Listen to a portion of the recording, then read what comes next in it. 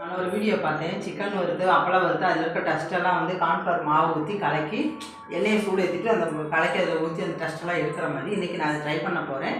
வாங்க பார்க்கலாம்.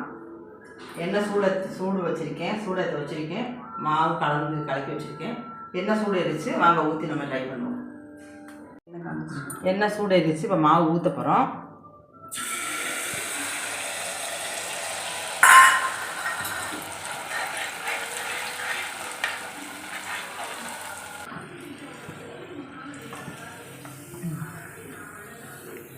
அதில் இருக்க டஸ்ட்டு எடுத்துருக்குது, ஆனால் அந்த கலர் மட்டும் அப்படியே இருக்குது. சிக்கன் வறுத்த கலர் மட்டும் அப்படியே இருக்குது, டஸ்ட்டு எடுத்துருக்குது.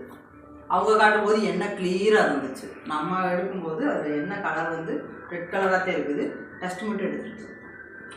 ஏதோ 100க்கு 50% பரவாயில்லை. அந்த வீடியோ பார்த்து எனக்கு தெரிஞ்ச மெத்தடில் நான் பண்ணேன்.